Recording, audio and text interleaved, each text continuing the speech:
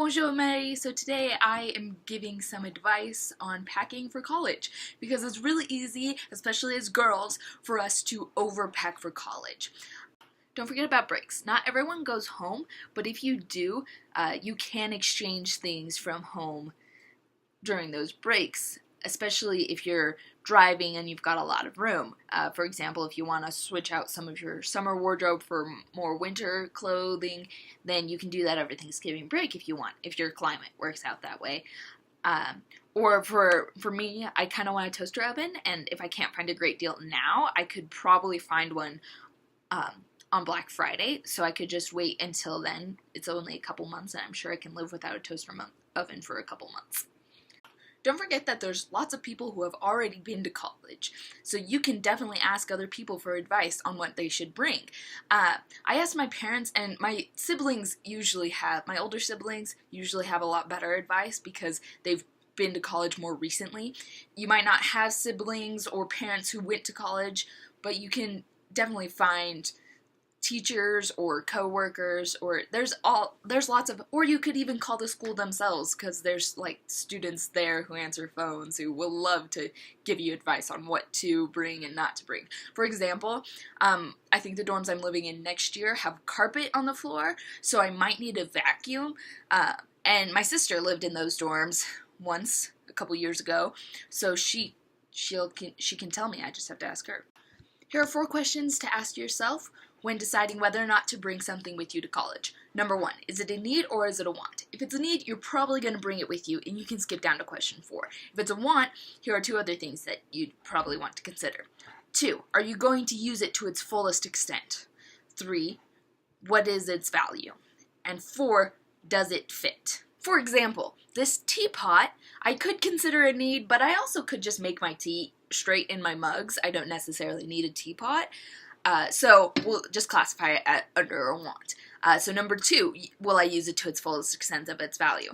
Yeah, I'm going to use this all the time, so I'm definitely going to get my use out of it. 3, what is its value?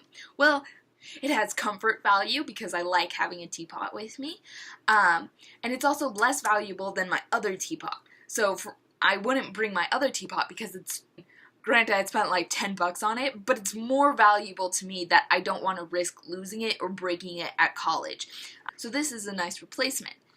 And then number 4, does it fit? This shouldn't be it's not that big. It shouldn't be too hard to get to college. These questions can be really helpful when it comes to books, because for the most part, except for textbooks, you don't actually really need any books. So if you look at question number 2, will I use it to the fullest extent of its value? Well, that just involves, will I read it?